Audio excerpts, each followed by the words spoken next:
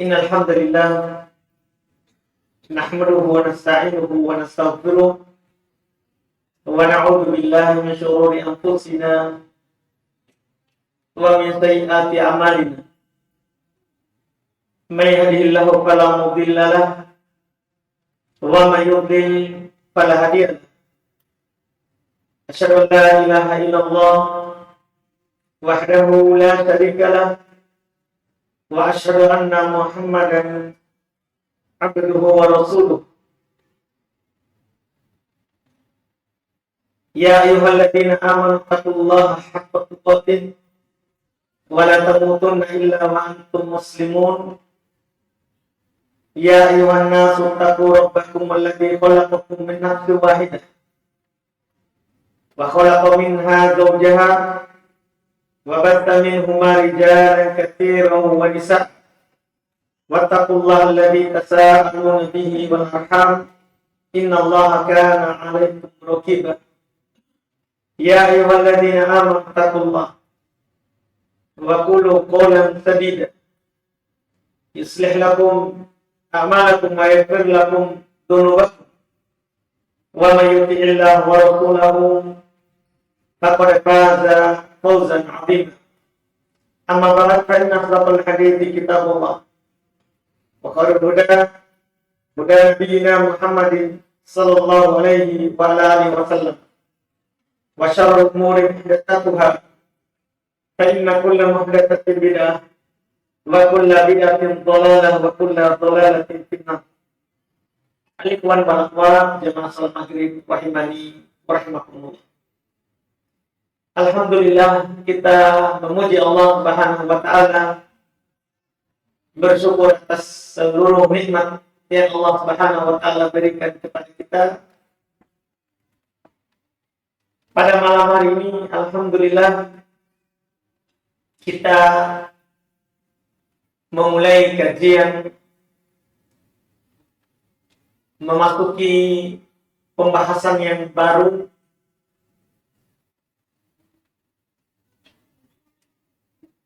yang kita harapkan tentunya semoga Allah Subhanahu wa taala memberkahi apa yang kita lakukan sehingga bisa bermanfaat untuk kita dalam kehidupan dunia ini. Demikian pula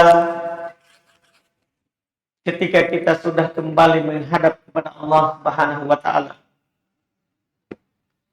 Buku yang kita pilih, kajian kita setiap malam Rabu di tempat ini, malam Kamis.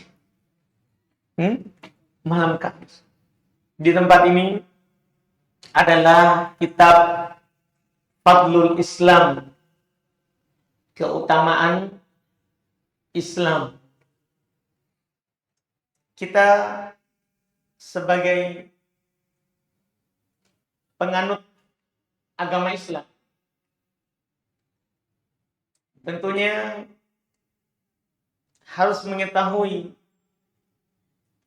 seberapa besar keutamaan agama yang kita pegang. Karena terkadang jika kita melakukan sesuatu atau meyakini sesuatu tanpa kita tahu keutamaannya, biasanya itu kita kurang bersemangat, atau kadang bersemangat tapi hanya di awal. Tapi ketika kita tahu keutamaannya, pahala yang kita akan dapat kalau kita berpegang dengannya, ganjaran dunia akhirat yang kita akan raih kalau kita berpegang dan berkeyakinan serta beramal di atasnya, biasanya itu membuat kita bersemangat dan bisa beristiqomah di atasnya. Kitab ini yang kita akan kaji karya Syekh Muhammad bin Abdul Wahhab rahimahullah. berisi 13 bab saja. Ini kitab yang pendek. Bab pertama nanti beliau akan sampaikan fadlul Islam, keutamaan Islam itu sendiri. Beliau akan sebutkan ayat, hadis yang terkait dengan utamanya Islam. Setelah itu belum masuk bab kedua, bab ad-dukhul fil Islam. Bab kita harus masuk ke Islam karena keutamaannya itu yang belum sebutkan di bab pertama. Kemudian di bab ketiga belum sebutkan tafsir Islam, makna Islam. Karena seorang kalau tahu keutamaan maka belum akan masuk ke dalam Islam. Setelah masuk dalam Islam, dia perlu tahu apa itu Islam. Kemudian bab keempat, beliau akan menyebutkan ayat sebagai judul bab, wa may yabtaghi ghairal islami dinan fala yuqbal min. Setelah tahu keutamaan Islam, wajibnya masuk ke dalam Islam, dijelaskan apa itu Islam, maka beliau sebutkan firman Allah dalam surat Ali Imran ayat 85. Siapa yang mencari agama selain Islam maka tidak akan diterima. Karena Islamlah yang paling utama. Setelah itu di bab kelima beliau sebutkan wujubul istighna'i bimutaba'atihi sallallahu alaihi wasallam an kulli masibah. Karena Islam itu utama, wajib kita masuk di dalamnya. Tidak boleh kita cari selain agama. Tidak boleh kita mencari selain Islam. Maka beliau sebutkan wajibnya kita merasa cukup dengan mengikuti Nabi kita Muhammad SAW dari semua yang lainnya. Kemudian bab selanjutnya belum menyebutkan bab maja'a fil khuruj an da'wal Islam. Bab apa yang datang tentang keterangan orang yang keluar dari panggilan Islam. Setelah itu beliau sebutkan ulang lagi bab wujubud dukhul fil Islam kullih. Bab wajibnya masuk dalam Islam secara menyeluruh. Tidak boleh kita setengah-setengah dalam berislam. Setelah itu beliau sebutkan lawan dari Islam. Beliau sebutkanlah bid'ah. Hal-hal yang merusak Islam dari dalam. Apalagi yang kekafiran tentunya itu sudah jelas.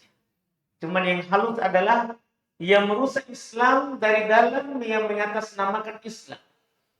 Itu beliau sebutkan bab maja'a annal bid'ata asyaddu minal kaba'ir.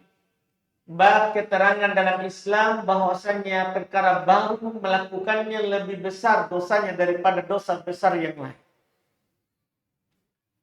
Setelah itu belum disebutkan bab terkait dengan orang melakukan bid'ah. Itu bab maja'a fi anna Allah ihtajaza taubatan sahibil bid'ah. Bahwa Allah itu menghalangi, mempersulit, menutup taubatnya pelaku bid'ah. Nanti ada dalil kenapa bisa. Kalau orang pezina, perampok, pembunuh, dia melakukan itu karena syahwat. Dia tahu itu salah. Tapi kalau pelaku bid'ah, dia tidak tahu pun itu salah. Dia yakin itu benar. Makanya sulit bertobat. Nah, itu nanti beliau akan datangkan keterangan. Setelah itu juga beliau bawakan bab firman Allah, ya ahlal kitab. Seruan terhadap ahli kitab, Yahudi dan Nasara. Kemudian bab qoulihi ta'ala fa'akim wajhaka lid-din hanifa. Wajibnya kita mengerahkan dan menyerahkan seluruh amalan dan perbuatan kita hanya untuk agama yang lurus ini. Agama Islam. Setelah itu beliau tutup dengan dua bab terakhir. Bab ke-12. Bab maja'a fi gurbatil Islam wa fadlil ghurabah. Bab apa yang datang terkait dengan keasingan Islam dan keutamaannya orang-orang yang asing saat Islam itu dia praktekkan, dia lakukan. Dan di bab ke-13, bab tahdzir minal bid'ah, bab peringatan dari perkara-perkara baru yang dimunculkan dalam agama. Ini yang kita akan bahas insyaallah. Mungkin di banyak majelis yang dibutuhkan ini. Untuk mengkaji. Kita malam hari ini langsung masuk di bab yang pertama. Kata Al-Imam Al-Mujaddid Syekh Muhammad ibn Abdul Wahhab rahimahullah. Bismillahirrahmanirrahim wa bihi nasta'in. Beliau memulai dengan basmalah. Tentunya mencontoh Al-Quran. Kita sudah sering ulang bahwa mengawali tulisan dengan membaca Bismillahirrahmanirrahim itu adalah sesuatu yang sunnah untuk dilakukan.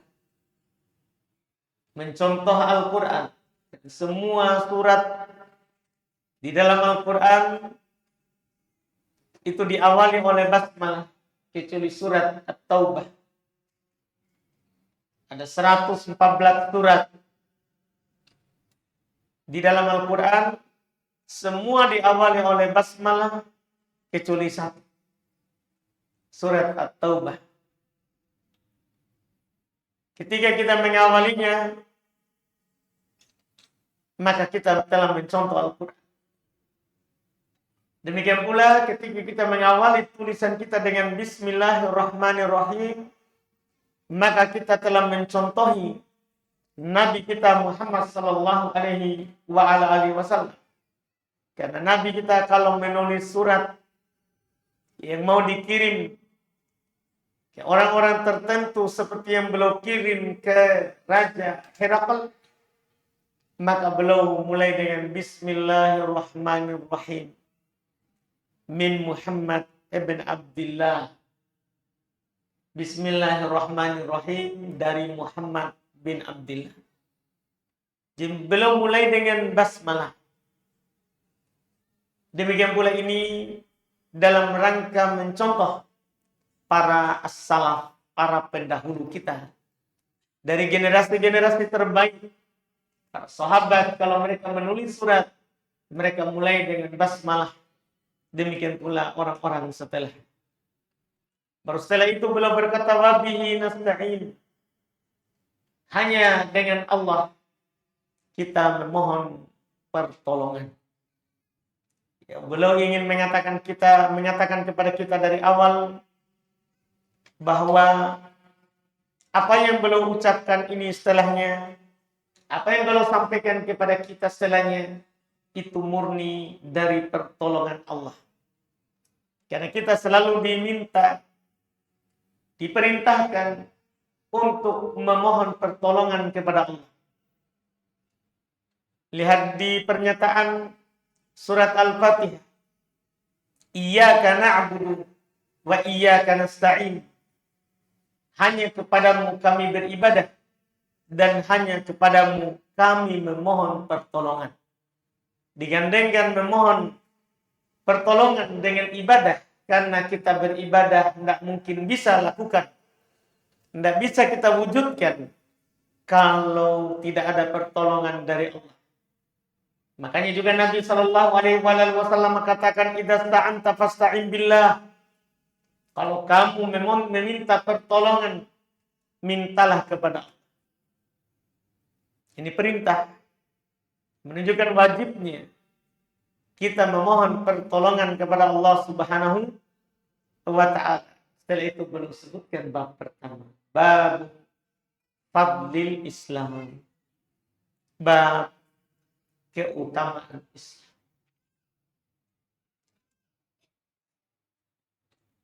Wa qaulullahi ta'ala. Setelah itu langsung belum sebutkan dalil. Allah Subhanahu wa Ta'ala berfirman,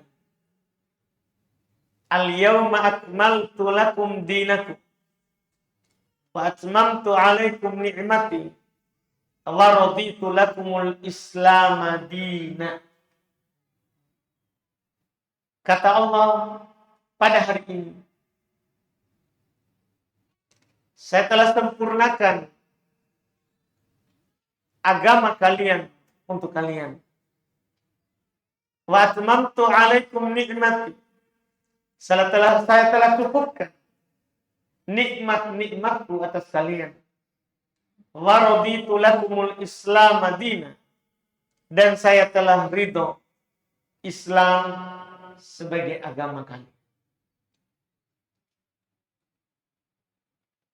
Ayat ini turun saat Nabi wukuf di Arafah.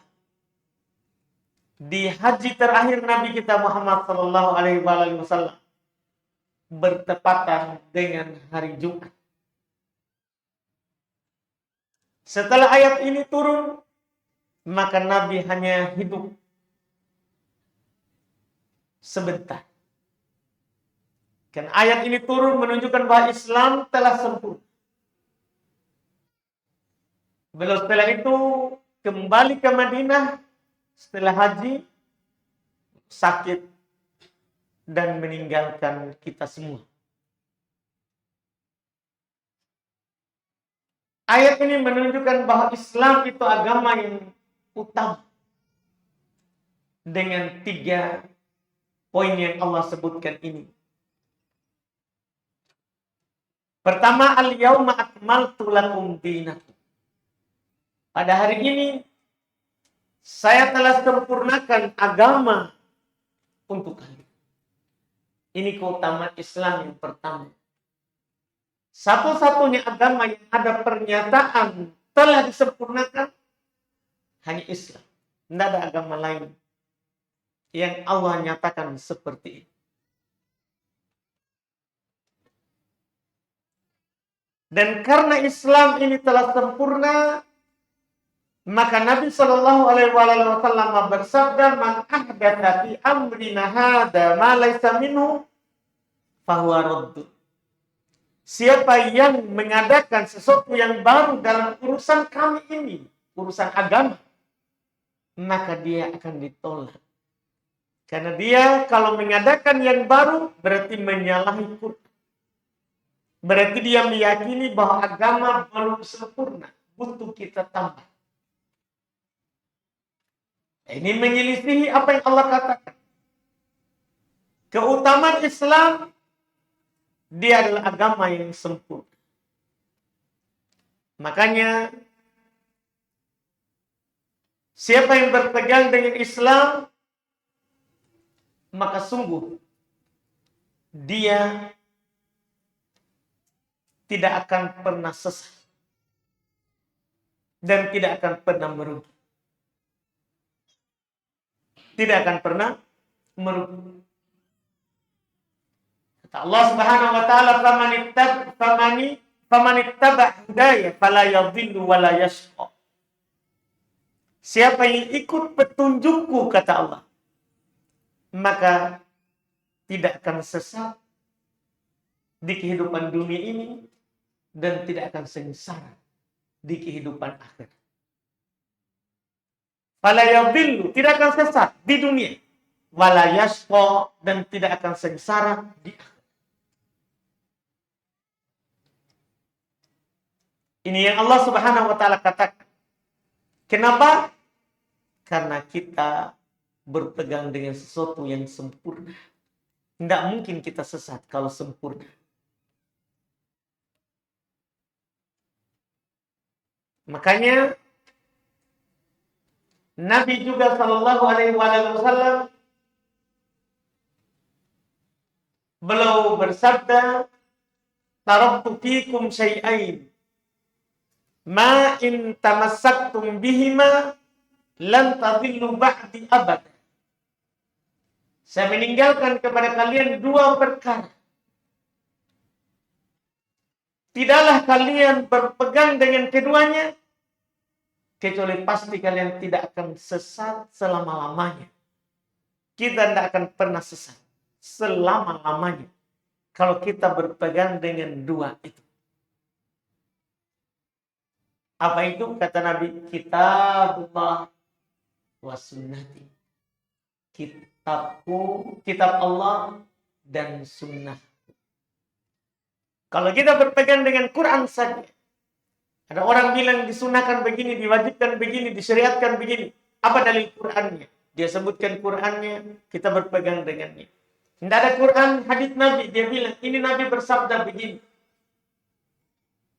Kita berpegang dengannya, maka kita tidak akan pernah sesat. Adapun kita beramal hanya dengan kenapa kamu lakukan? Si sana bilang melakukannya tanpa dalil. Ini kita akan sesat. Paling sedikit kita akan ragu. Betul nggak dia? Apalagi kalau kita sudah melihat ada yang melakukannya berbeda. Mulai lagi bimbang kita. Hanya kita ragu dengan apa yang kita sudah lakukan sepanjang hidup kita. Tapi kalau kita punya dalil Quran, punya dalil hadis, maka kita tidak akan sesat selama-lamanya. Kenapa? Karena kita berpegang dengan sesuatu yang sempurna.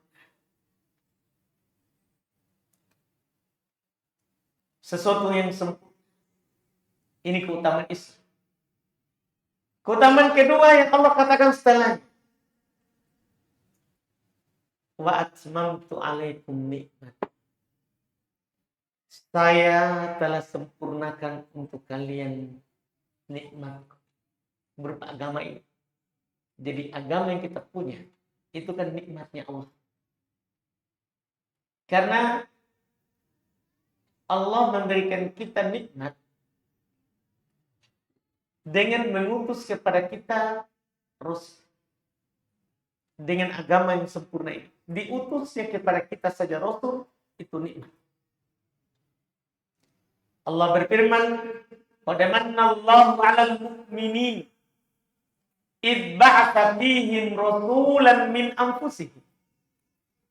Allah telah memberikan anugerah besar kepada orang-orang beriman ketika Allah mengutus kepada mereka seorang Rasul. Jadi diutusnya seorang Rasul kepada kita itu nikmat.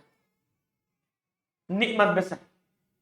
Ditambah lagi yang dia bawa agama Allah. Yang sempurna. Yang Allah nyatakan, wa atmamtu alaikum nikmat. Saya telah sempurnakan nikmatku atas kalian. Artinya kita bergembira. Kita berbahagia dengan nikmat ini, itulah harus kita lakukan. Kita ucapkan, kita yakin dalam hati.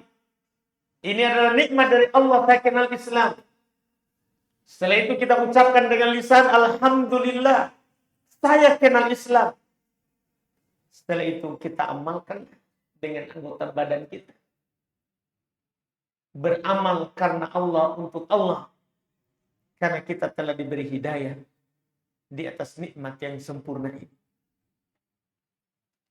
Terakhir lebih besar lagi. Yang ketiga. Wa raditu lakumul Islam madinah. Saya telah ridho Islam sebagai agama kalian. Ya, agama Islam adalah agama yang diridhoi oleh Allah. Untuk kita. Apakah kita tidak ridho dengan yang Allah Subhanahu wa taala ridho untuk kita?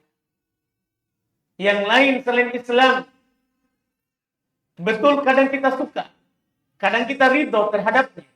Tapi kita harus pertanyakan, apakah Allah ridho terhadap itu? Karena mendapatkan ridho Allah itu yang paling penting. Karena ridho manusia tidak akan mungkin kita capai. Kata Imam Syafi'i rahimahullah ta'ala, ridho nas goyatun la tudra.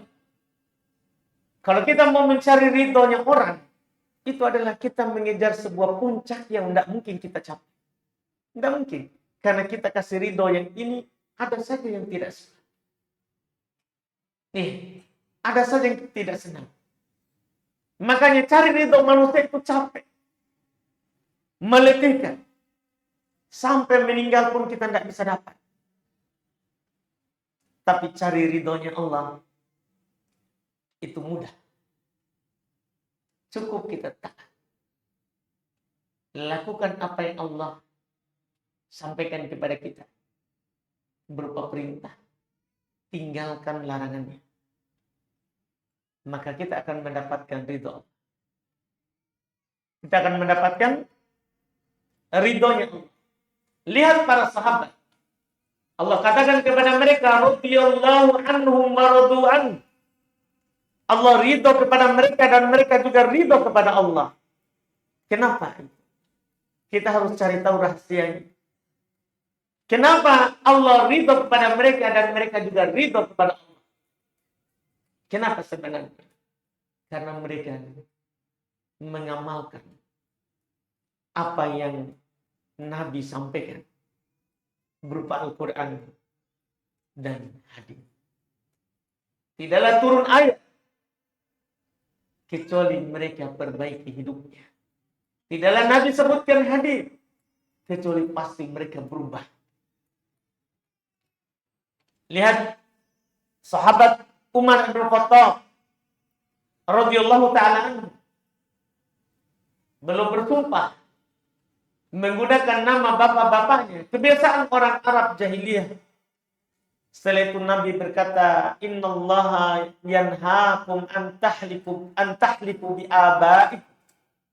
Sesungguhnya Allah Subhanahu wa taala melarang kalian untuk bersumpah dengan menggunakan nama bapak-bapak kalian. Demi bapak. Bisa orang bersumpah begitu. Demi ibuku. Sumpah dulu. Demi ibu. Nabi katakan, sungguh Allah melarang kalian untuk bersumpah dengan selain nama Allah. Kata Umar, mulai detik itu, saya tidak pernah bersumpah lagi dengan menggunakan selain nama Allah. Itu pengamalannya. Iya. Makanya mereka diridhoi oleh Allah. Karena apa yang mereka turun ayat, turun hadis, tidak pernah mereka bertanya, gimana itu? Benar enggak? Lihat ketika turun perpindahan kiblat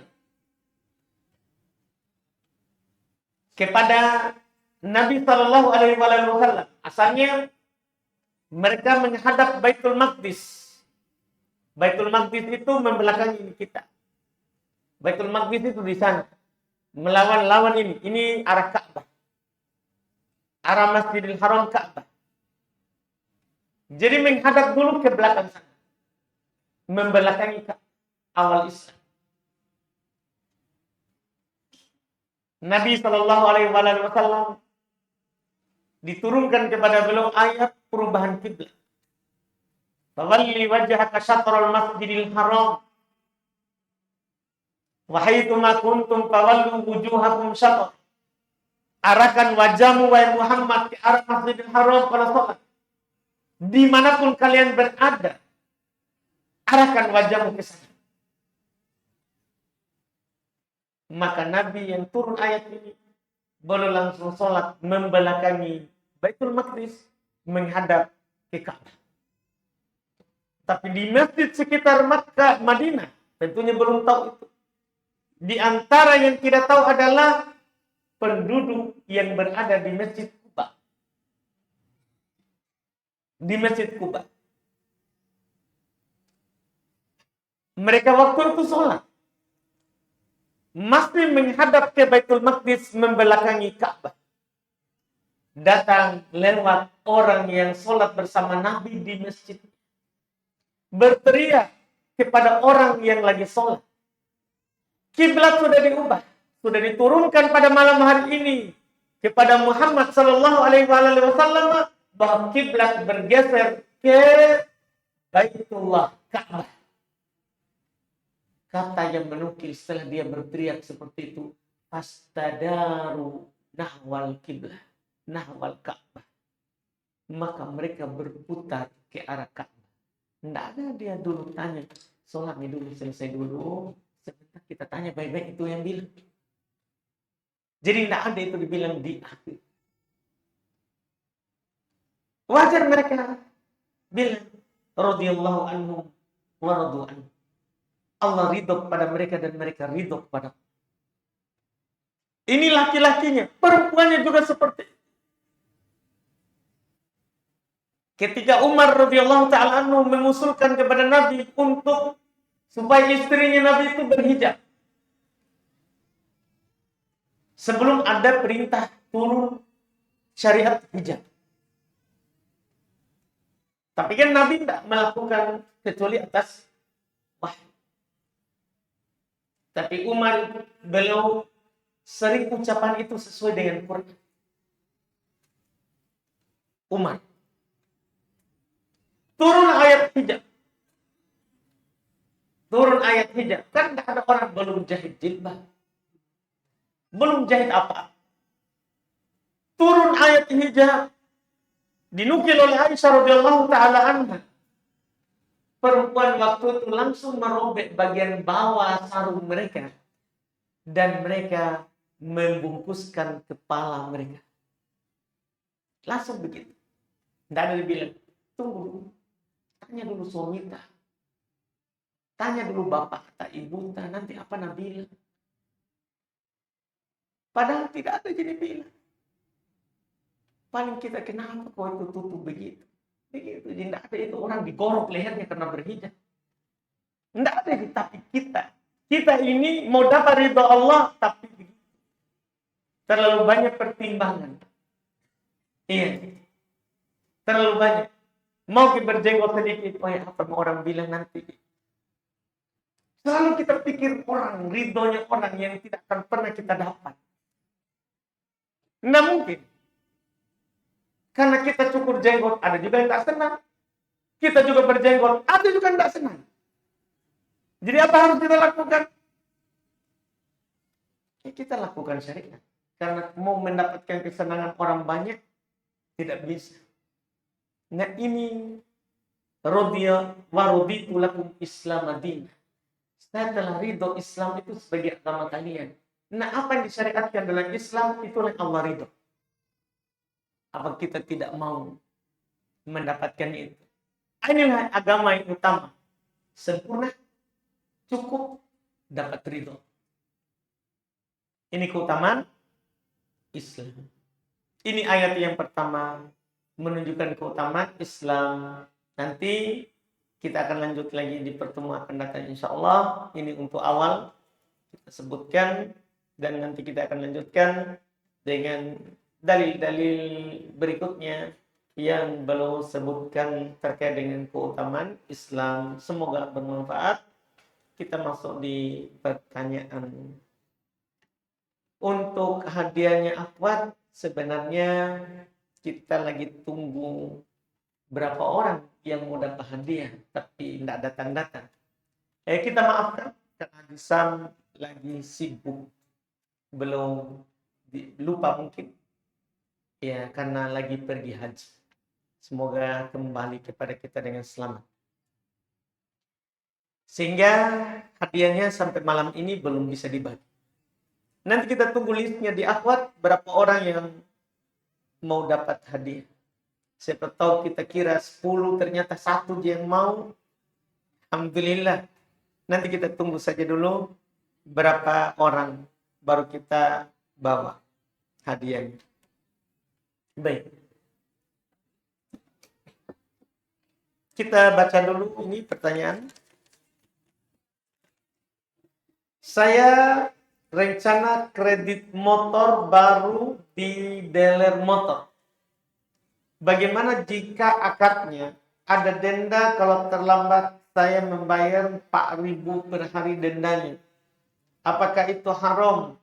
Dan jika saya tidak pernah terlambat membayar cicilannya sampai lunas, tidak terjadi denda, apakah juga haram? Dan bagaimana jika sudah terjadi kepada orang lain yang sudah terlanjur kredit? Mohon penjelasannya. Iya. Ini pertanyaan yang pertama. Akad Sebenarnya pertanyaan dari penanya ini seakan-akan akad kredit motor di lembaga yang disebutkan itu dia riba karena denda saja. Bukan. Bukan permasalahan denda. Tapi kalau kita permasalahkan itu, ketika kita setujui akad denda, itu penambahan uang di atas utang. Kan kita berutang itu. Ketika kita berutang dan ada akad penambahan, itu sudah riba. Itu sudah riba. Kita tanda tangani, itu sudah kita setujui riba. Kita setuju riba. Walaupun kita berusaha untuk tidak dapat denda. Tapi kan kita tanda tangan akad riba. Kita setujui. Itu sudah salah. Nah, bagaimana lagi kalau bukan hanya denda sebenarnya. Jangan hanya denda yang kita naikkan. Naikkan juga. Kalau kita tidak bayar akan ditarik. Hangus wanta. Naikkan juga. Itu kan syarat yang batil. Syarat yang salah dalam akad utang piutang. Akad jual beli kredit. Kenapa kita tidak sebutkan itu? Terus kita ada saat kita akad cicil sama itu pihak, pasti ada penjamin kita. Kenapa kita tidak baca siapa penjamin tadi situ? Kalau kita mogok, kan ada pihak apa? Kan pihak leasing yang menjamin. Iya, ada asuransi. Kenapa kita tidak kasih naik itu? Yang lebih parah daripada denda. Kenapa kita tidak bicarakan? Nah, kita baca itu akad. Kan dia suruh gitu. Tapi baca baik-baik dulu sebelum kita tanda tangan. Itu semua harus kita kasih naik. Karena alasan kita haramkan itu akad. Bukan karena jual beli kredit. Jual beli kredit boleh. Jual beli kredit boleh. Dan boleh dikasih beda harganya. Cash 10.000, kredit 15.000. Tidak masalah. Yang masalah adalah persyaratan dalam perkreditan. Itu yang membuatnya haram. Karena Nabi SAW bersabda, kullu syartin. Ya, semua syarat yang ahalla haraman atau harrama halalan, bahwa batil. Semua syarat yang menghalalkan yang haram atau mengharamkan yang halal, batil. Walaupun 100 syarat, 1000 syarat, batil. Itu membuat jual belinya itu tidak sah, haram. Karena syaratnya yang salah. Itu yang harus kita pahami. Jangan sampai kita hanya berbicara seputar denda-denda. Iya. Denda itu kan bisa saja orang kasih denda bukan untuk menggandakan uang. Kan bisa saja. Tapi dia kasih denda supaya memberikan efek jerah kepada si yang terlambat. Nah, kalau dendanya seperti itu kan bukan riba. Makanya jangan kasih naikkan denda. Karena denda itu bisa tidak riba. Bisa tidak jadi haram. Kita bisa pahami kan? Karena denda itu ada dua. Kalau berupa uang. Ada denda supaya uangnya bertambah. Ada denda supaya orang yang berutang takut. Seperti denda listrik, denda air, PDAM. Pemerintah bukan mau menggandakan uang, karena kita juga sudah disuruh bayar. Jadi bukan untuk menggandakan uang. Tapi kenapa dikasih denda? Itu supaya kita jerah. Kadang kita pakai air, pakai listrik. Kalau dikasih denda begitu, kita keenakan. Iya. Tadinya 50.000, akhirnya jadi 80.000. Akhirnya kita, wah, bulan depan harus bayar tepat. Apalagi sekarang misalnya programnya PDAM. Kalau kita terlambat, dia datang ke rumah kita tadi. Dengan harga yang sudah ditambah. Itu kan semua kalau kita tanya orang PDAM. Dia akan bilang, bukan untuk menggandakan uang. Itu supaya kamu bayar tepat waktu. Kalau denda seperti itu kan tidak riba. Tidak masalah. Makanya jangan kasih naik denda. Ini masalah. Kita harus jujur menukilnya. Akad. Iya. Supaya kita bisa tahu kita tidak boleh melakukan itu. Kemudian, jadi untuk kita mungkin belum melakukan, tidak boleh kita. Bertakwalah saja kepada Allah semampunya. Kau tidak bisa beli baru sekarang, beli saja bekas, tidak ada masalah. Itu iya, hanya sekedar gaya hidup, punya baru, punya bekas. Itu gaya hidup. Iya, itu gaya hidup. Ya, jangan terlalu bergaya. Iya, karena pasti kita akan meninggalkannya. Kemudian bagaimana jika sudah terjadi? Kalau sudah terjadi, ya dilanjutkan saja. Kalau tidak mampu melunasinya, ya tidak mampu melunasinya. Atau kalau uang kita baru masuk sedikit, biar saja diambil. Misalnya kita baru DP 1.500.000, biar misalnya ambil motor tak. Nih, kan tidak apa-apa hangus uang daripada kita korban banyak. Setiap bayar, aduh riba mesin lagi. Akhirnya hidup kita tidak berkah. Ya, hidup kita tidak berkah. Karena Allah berfirman, yamhaqullahu riba. Allah menghilangkan berkahnya riba. Tidak ada berkahnya. Tidak ada berkahnya. Kemudian pertanyaan berikutnya, jika ada suami istri bersetubuh, lalu kena sarungnya air mani, apakah sarungnya bisa dipakai sholat? Setelah sarungnya dibersihkan dengan tisu basah? Ya, baik. Ya. Jadi perlu kita pahami, air mani itu tidak najis. Jadi walaupun kita tidak bersihkan pakai tisu basah, tidak ada masalah. Nabi SAW kata Aisyah, sholat dengan pakaian yang ada mani melengket. Maka Aisyah mengkeriknya. Belum mengkeriknya saja. Karena sudah kering. Dan Nabi sholat menggunakan. Karena mani tidak najis. Yang najis itu madi yang keluar sebelum mani. Saat seorang bercumbu dengan istrinya, keluar itu cairan.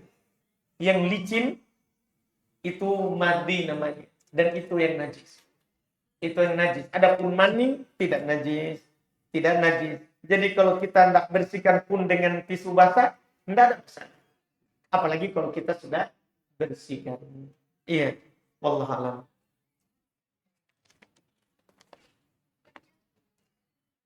Kedua orang tua saya setiap tahunnya berkurban. Tentulah keduanya telah meninggal. Semoga Allah merahmati keduanya. Amin. Belum meninggalkan harta dan usaha. Dari usahanya bila terkumpul keuntungan bisa untuk membeli kurban. Bolehkah saya mengeluarkan harta peninggalan untuk berkurban untuk beliau? Pertama, harta peninggalan orang tua kan harta warisan. Kita kalau bertanya boleh, tanya dulu kepada saudara-saudara yang lain. Karena ketika orang tua meninggal, maka harta itu jatuh ke ahli waris. Bukan lagi milik orang tua. Bukan lagi milik orang tua, tetapi milik ahli waris. Kalau kita punya saudara, ya bagikan dulu itu harta. Setelah itu kalau kita mau berkurban, dengan meniatkan, mengikutkan orang tua kita yang sudah meninggal, tidak masalah. Tidak masalah, tapi kita yang berkurban. Kita yang berkurban. Bukan lagi orang tua kita. Karena orang tua sudah tidak bisa lagi berkurban karena telah meninggal. Kurban ibadah butuh niat. Niat itu dibutuhkan dari orang yang hidup. Dibutuhkan dari orang yang hidup. Tidak disyariatkan berkurban itu atas nama orang yang tidak, atas nama orang yang telah meninggal. Secara tersendiri. Adapun diikutkan dengan kita yang hidup, boleh. Diperbolehkan. Karena Nabi berkurban dan meniatkan untuk keluarganya. Hidup dan yang meninggal. Hidup dan yang meninggal. Bagaimana hukum berkurban berjamaah? Per kelompok terdiri dari beberapa kepala keluarga. Tergantung. Kalau kita sebutkan 7, ya memang seperti itu. Kita dibolehkan berserikat 7 orang. Kalau berkurban sapi atau unta. Jadi kalau ini per kelompok kepala keluarga ini, kalau 7 orang, kepala keluarga, 7 keluarga berkurban. Yang berniat berkurban adalah suami masing-masing dari keluarga itu. Iya, maka boleh. Mana lebih utama, berkurban sapi berkelompok atau kurban kambing sendiri?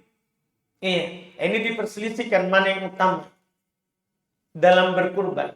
Ada yang menyatakan yang paling mahal harganya, ada yang menyatakan yang paling banyak dagingnya. Paling banyak dagingnya.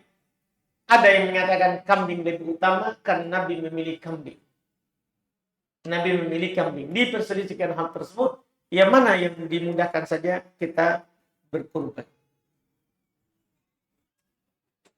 Apa Ustaz? Apakah hukum kencing berdiri? Boleh.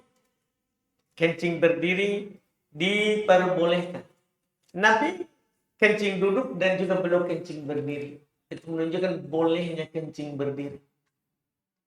Dan para ulama rahimahullah ta'ala, seperti Imam Nawawi rahimahullah ta'ala, belum membahas mana yang lebih utama. Kalau boleh, boleh duduk, boleh berdiri. Tapi mana yang lebih dipilih? Maka Imam Nawawi rahimahullah dari ulama Syafi'iyah merinci tergantung landasan kencing itu. Kalau landasannya keras, duduk lebih utama daripada berdiri. Kalau landasannya lembek, tahu di landasannya tempat jatuhnya kencing lembek, maka lebih utama berdiri. Ini bagus, alhamdulillah, karena sama-sama bisa. Boleh berdiri, boleh duduk. Iya, boleh berdiri, boleh. Tapi ini laki-laki, jangan bukan perempuan. Ini laki-laki, karena arah kencingnya laki-laki menyatu. Kalau perempuan susah. Iya, ini pembahasan laki-laki. Pembahasan laki-laki. Wallahu a'lam. Adakah batasan menjamak sholat ketika kita bekerja di luar kota? Dengan waktu 3 bulan, bahkan bisa jadi lebih dari 3 bulan. Terus mana yang lebih utama Ustaz? Ikut sholat mungkin karena dimudahkan masjid dekat dan tidak jauh dari tempat tinggal dan tempat bekerja. Atau kita harus menjamak sholat. Jadi musafir itu diringankan untuk tidak ikut sholat berjamaah, diringankan untuk tidak ikut Jumat. Diringankan. Iya. Dibolehkan. Bukan berarti kita tidak boleh sholat ikut mukim. Bukan berarti tidak boleh ikut mukim. Artinya asalnya memang sholat berjamaah di masjid. Cuma musafir boleh. Untuk jamaah kosong. Untuk jamaah kosong. Iya. Kalau kita ambil itu sekali-sekali, keringanan dari Allah, itu bagus. Itu bagus. Dan tidak ada batasan waktunya. Nabi di saat Mekah, belum jamaah kosor, itu 16 hari. Ada juga menukil 15 hari. Terus waktu Nabi ke Tabuk, waktu perang Tabuk, belum jamaah kosor 20 hari. Belum tak sholat sempurna sampai kembali ke Madinah. Sampai kembali ke Madinah. Ini kalau Nabi SAW, kita pilih jamaah kosor, tidak usah. Kalau kita juga pilih sholat ikut mungkin, tidak usah. Tidak ada masalah dan tidak ada batasan waktunya, kecuali kita niat tinggal. Kita mau pindah penduduk situ, maka tentunya itu ada batasan waktu. Ada mengatakan 4 hari sudah harus sempurna. Sudah harus sempurna.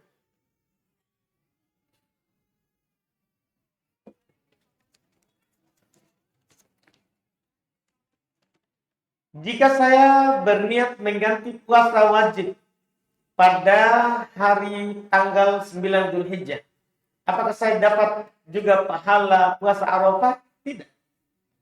Karena bisa niat gabung antara yang wajib dan yang sunnah. Jadi kita tidak dapat pahala. Maka seharusnya kita manfaatkan itu karena tidak berulang. Hanya 1 kali dalam setahun. Seharusnya kita puasa Arafah saja. Ya, kemudian puasa qadanya kan boleh diakhirkan sampai Sya'ban. Boleh diakhirkan karena waktunya luas. Waktunya panjang. Kita pilih dulu yang akan lewat, kalau tidak dilakukan, itu lebih bagus, lebih utama. Karena itu tadi, tidak bisa dikompromikan antara yang beda hukum, antara yang beda hukum.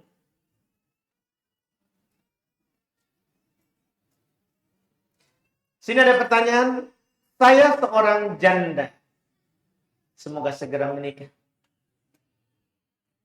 Masya Allah, amin semua. Masya Allah. Berarti banyak sekali yang peduli ya. Saya seorang janda. Ada seorang ikhwah bujang ingin serius menikahi saya, Ustaz. Masya Allah. Apalagi masalah ini. Tapi orang tua ikhwan tersebut tidak restu atau tidak setuju kalau anaknya menikah dengan saya. Tapi si ikhwan tersebut nekat untuk menikahi saya. Wah. Mohon nasihatnya Ustaz. Apa yang harus saya lakukan? Apakah saya terima saja lamaran ikhwan tersebut meski dengan tak ada restu orang tua? Pertama, kita perlu tahu kenapa orang tuanya tidak restu. Karena ada alasan duniawi, ada alasan agama. Kalau alasannya agama, ya kita jangan lakukan. Jangan dilanjutkan. Tapi kalau alasan dunia, di KUA pun dan di pengadilan, itu tidak diterima. Itu tetap boleh dinikah. Tidak boleh dinikahkan. Tetap boleh dinikahkan oleh wali hakim. Bahkan pengadilan akan keluarkan surat yang ditujukan kepada Pak Imam supaya dinikahkan. Supaya dinikahkan. Itu kalau alasannya dunia. Misalnya alasan duniawi itu seperti misalnya satu andi, satu tidak. Iya, itu duniawi namanya. Iya. Itu enggak, bahkan di pengadilan agama pun enggak dipakai. Tidak dijadikan sebagai alasan. Iya. Maka dilihat dulu di sini. Kenapa? Apa sebenarnya? Butuh ditahu dulu. Tanya itu ikhwannya. Apa alasannya orang tuanya tidak restu? Iya. Apakah karena status janda? Ya butuh saya dijelaskan. Janda sama gadis sama di sana. Sama-sama perempuan. Iya kan sama-sama perempuan. Antum tidak percaya? Iya. Sama saja. Tidak ada beda. Yang penting baik agamanya. Iya. Bagus akhlaknya. Ya walaupun janda tidak perlu kita merasa hina untuk menikahinya. Untuk menikahinya. Iya. Kalau ada orang menghina itu enggak paham. Iya. Kedudukannya orang itu tidak dilihat dari status janda atau gadis. Janda atau gadis. Maka perlu dilihat itu saja.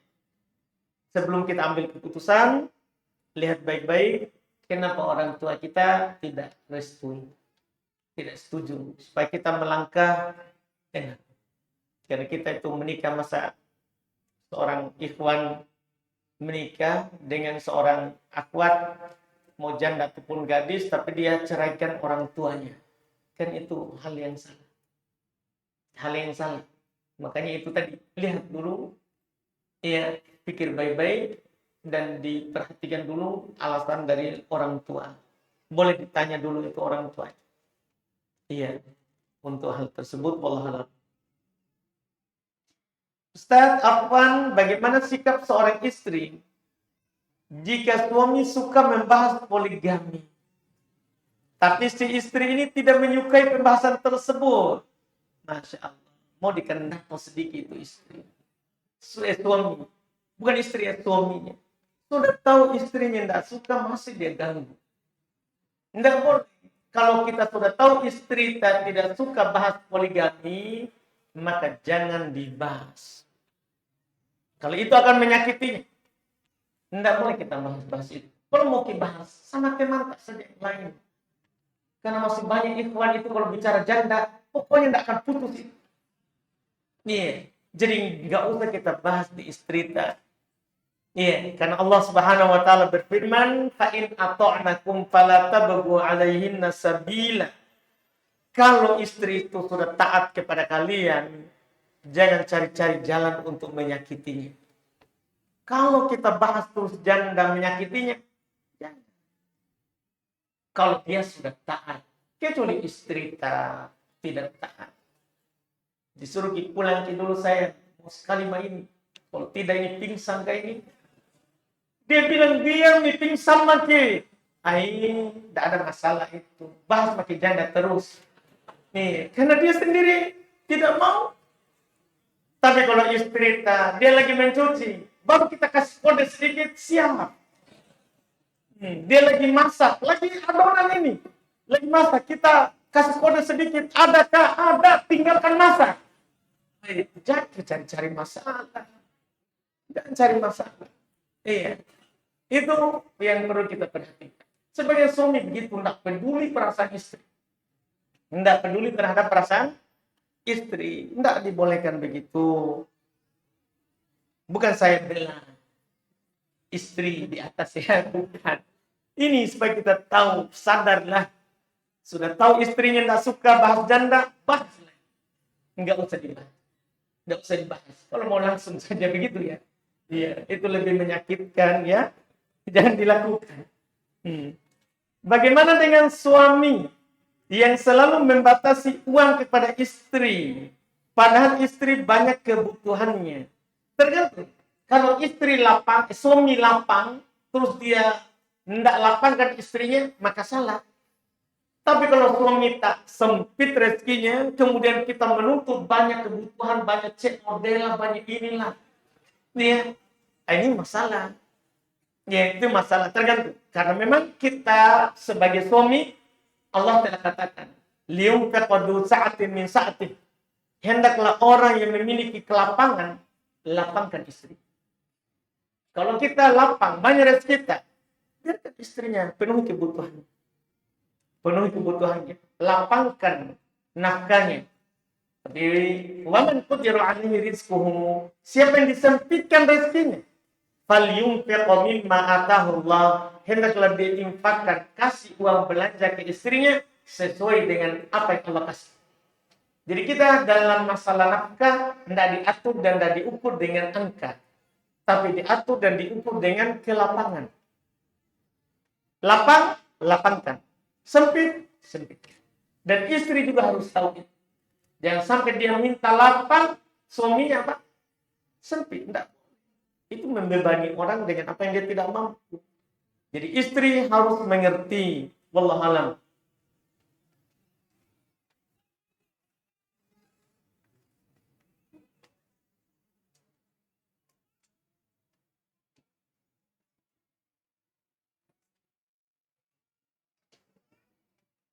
Bagaimana menanggapi orang yang berkata, biarkan nih dulu besar anakmu karena mau dididik. Kalau masih kecil, ada adanya lagi, repot sekali Ki. Karena satu saja anak kerepotan nih. Iya. Ini jangan terlalu ditanggapi, ini nasihat. Mungkin dia melihat kita, satu anak sudah repot sekali. Ini nasihat, anggap saja itu nasihat. Dan memang seperti itu, kan kita boleh mengatur kehamilan. Supaya kita bisa mengurusnya. Boleh kita mengatur. Boleh kita KB.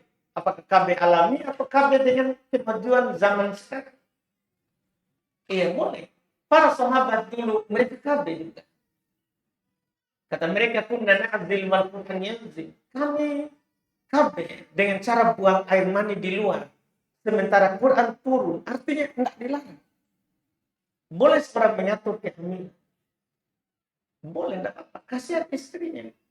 Baru saja lagi menyusui, ada isinya.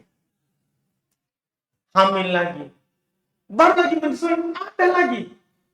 Kapan istri nanti lama-lama bilang, tidak bisa pakai kita layani ke ini. Kita terus. Kita bikin terus anak. Motor dilayani. Itu harus diperhatikan. Yang jelas boleh kita mengatur kehamilan. Untuk maslahat anak. Dan juga untuk maslahat suami. Karena kalau istri hamil terus, suami menangis. Sebenarnya. Jadi harus dipahami. Maka suami harus paham, izinkan istrinya untuk mengatur kehamilan. Untuk mengatur kehamilan. Wallahu a'lam. Satu lagi.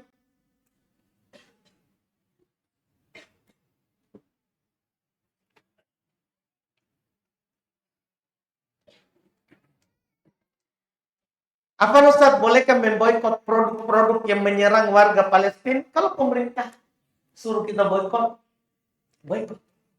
Tapi kalau pemerintah tidak suruh, untuk apa kita boikot? Yang rugi kita. Karena barang tetap menyebar. Barang tetap menyebar. Boikot barang, produksi, ini urusan negara, bukan urusan per orang. Bukan urusan per orang.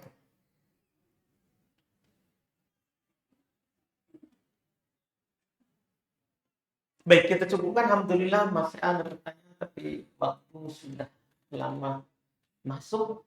Mudah-mudahan bermanfaat. Alhamdulillah. Insyaallah kita lanjut lagi di pertemuan akan datang. Subhanallah. Asyhadu an la ilaha illa anta astaghfiruka wa atubu ilaik. Assalamualaikum warahmatullahi wabarakatuh.